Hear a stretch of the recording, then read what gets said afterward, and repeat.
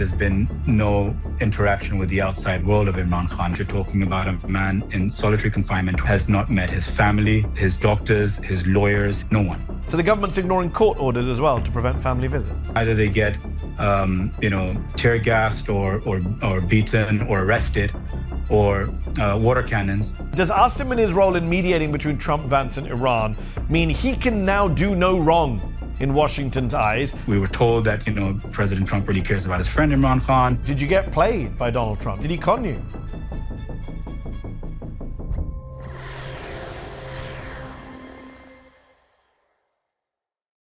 This week marks 3 years since former Pakistani Prime Minister Imran Khan was jailed under severely inhumane conditions, largely cut off from human contact, and now, according to his family, in deteriorating health. In fact, late last year in London, I spoke to his two sons about their fears for their father's health and their efforts to go to Pakistan and try and see him.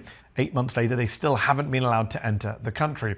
But while Imran Khan appears to be growing weaker in prison, Pakistani and US relations seem to be getting stronger, with Field Marshal Asim Munir serving as a seemingly indispensable intermediary between Donald Trump and the Iranians.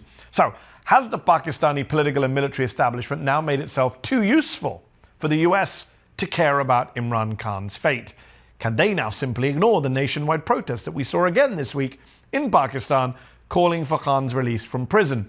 Joining me now is Zilfy Bukharie, a former special assistant to Imran Khan, one of his closest advisors and a spokesperson for his Pakistan Tehreek-e-Insaf PTI party. Zilfy Bukharie, thank you for joining me on Mehdi Unfiltered.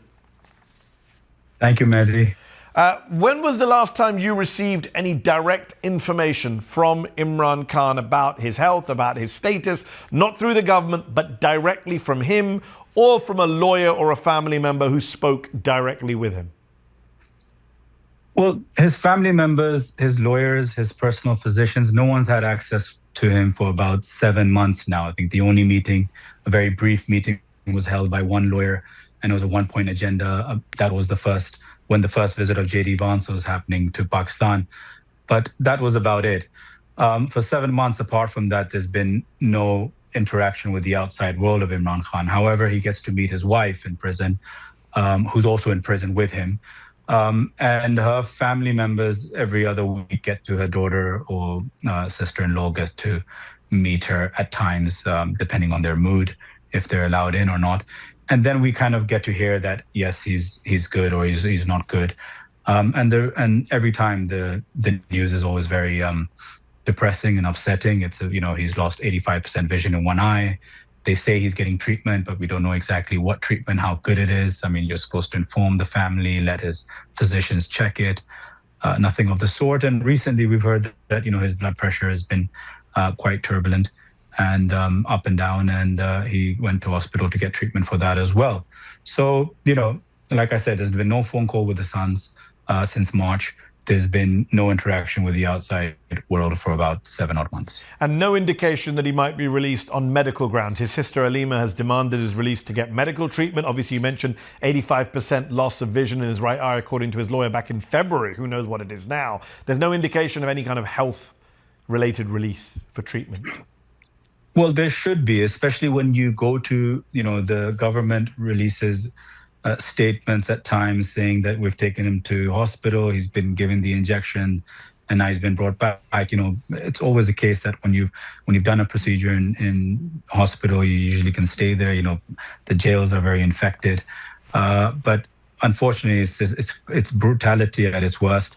And we've gone to courts to try to get a bail on medical grounds for him and his wife. But right now, we've had zero joy. You mentioned brutality. Last month, the UN Special Rapporteur on Torture, Alice Jill Edwards, put out a statement saying Imran Khan's 33 months in prison, much of it spent in solitary confinement, amount to extreme, inhumane conditions. Has that statement from the UN Special Rapporteur had any effect on the Pakistani government? None, Mehdi. Just yesterday, we had a long statement from Amnesty International as well, marking the 3 years of Imran Khan's illegal imprisonment. And they also stated the same. But unfortunately, UN has spoken about it, the Special Rapporteur on Torture, Amnesty International has spoken about it many times. UN has given, a whole working group opinion, which is totally one-sided about that this is illegal arbitrary detention. He should be released. He should be given compensation. And it also says that inquiry of those who put him in should be done. And it also says he's only put in so that he doesn't take part in the 2024 elections. So, UN and all have done it, but the problem is the execution after. The government just doesn't reply, just doesn't bother. Right, like you rightly said, is because where they need the appeasement from, they've gotten it. We'll come back to the US in a moment. Just on the government not responding, I spoke to Imran Khan's two adult sons, Qasim and Suleiman, last December in London. They wanted to go see their dad in January. In the new year, they were trying to get visas to go to Pakistan and see him in prison. They've not been granted those visas they applied for. Last September, I interviewed Pakistani Defence Minister Khaja Mohammad Asif at the UN, and he said, those should be fine to go see them. Do we know what the hold-up is? Has the Pakistani government offered any kind of explanation to your party? Well, I think the government or the establishment takes the phone away, the Twitter away from the defense minister time to time. But we're exactly at the same spot, on the same place that we were when he last spoke to both his sons. They haven't been granted a visa. It's very easy to grant a visa. It's a simple process online, and you just have to press a button to approve it. But they haven't done so. So, they're also waiting, but with, again, no joy. Even his sister, who's been trying to see him, hasn't been given access. Even there's been an order, I believe, from the Islamabad High Court. So the government's ignoring court orders as well to prevent family visits. Absolutely. They've been in contempt pretty much every other week. The High Court had issued a order that you give us the names of the people who are going to go see him on a Tuesday, for example. The 6 names get given, approved, and then they go outside the jail, and they're there all day. And this has now become a routine on Tuesday. The sisters go, workers, supporters, parliamentarians, ministers from the province that we're in government and go, and they do basically a sit-in outside, and either they get tear gassed or beaten or arrested or water cannons, or they just have to leave after midnight or 1 a.m., 2 a.m. in the morning after the sit-ins. And this has become a routine for every Tuesday. And this is 7 months. You're talking about a man in solitary confinement 23, 24 hours a day, and has not met his family, his doctors, his lawyers, his party members, no one.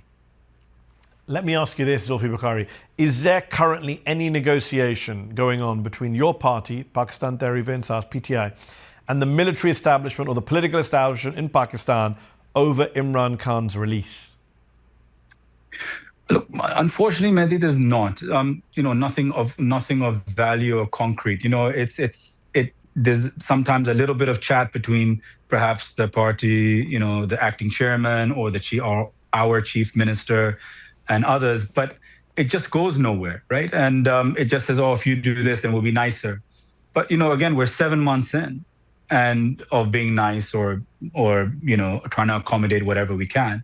But there's been no light at the end of the tunnel with them. The reason I asked, Zulfi, is the Observer newspaper in the UK reported last weekend that, quote, sources close to the Pakistani military establishment and Khan's family have indicated that a deal to free the World Cup winning captain has been discussed behind the scenes. Are you saying that's not true? You're actually quoted in that article too. No, that's not true. And I think if I'm probably quoted in the article, it's probably saying there's no talks going on. Liking this video? Then don't just watch, hit like, share and subscribe. And tap the bell so you never miss a video or live show. But if you want early access to exclusive content, then you have to head to zeteo.com and subscribe now. You'll be supporting fearless, independent journalism. So, okay, if there was a deal on the table, what would that look like? What would the establishment in Pakistan want in return? Would they say, okay, we'll let him go if he agrees to go into exile, if he agrees to retire from politics, if he agrees to stay silent? There has been, I think, offers of exile at the very beginning. Imran Khan over and over again said that, God forbid, if I have to, I'd die in my prison cell, but I will not leave the country. And that's his whole struggle. It's for the people of Pakistan, and he doesn't want to fight that struggle sitting from abroad.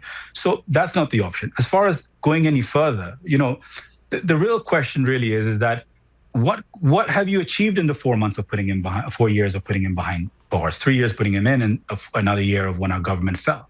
Has Pakistan started looking like Dubai all of a sudden? Has any of the economic sectors flourishing, from agriculture, property, FDI coming into the country? Nothing.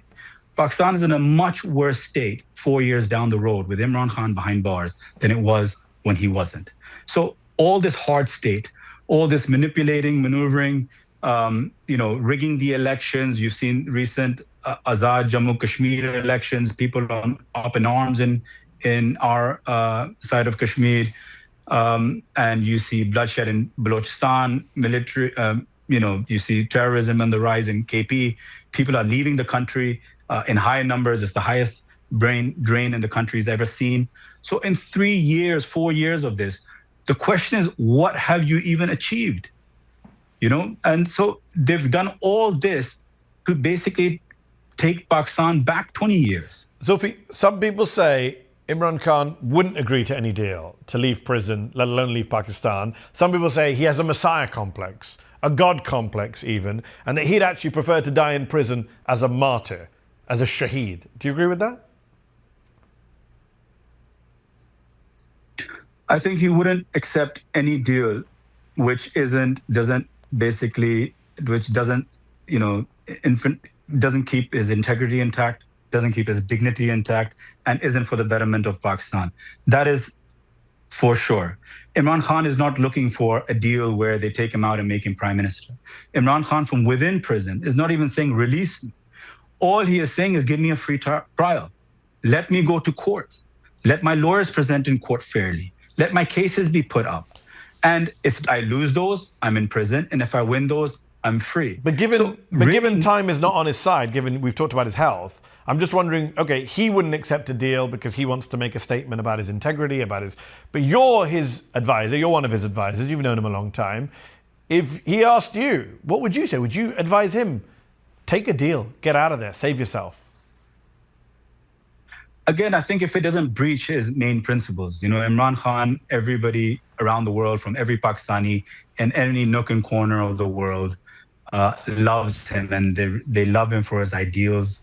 They love him for his optimism and hope for the country. He would never be the same as a Zardari or a Nawaz Sharif. As an advisor to him, as very personally very close to him, I kind of flip it on the head. I kind of say that if Sayyid Asim Munir is become the Chief of Army Staff, Field Marshal, and a couple of more titles, it's his prerogative that if today he's the father of the nation, to put a healing hand over the country. Like I said, you haven't achieved anything in 3-4 years of betterment for Pakistan in terms of economically or terrorism-wise or anything else. So now you would actually just think, okay, what legacy do I want to leave? Should it be one of the same as the previous military dictators, and we all saw their end? Or is it one of that I'm putting a healing hand on the country and taking the country towards more of where it was progressing to and where it should be progressing to? And obviously the foundation of that is justice in court and democracy. The third anniversary of Imran Khan's detention this week was marked by protests across Pakistan, including by members of PTI.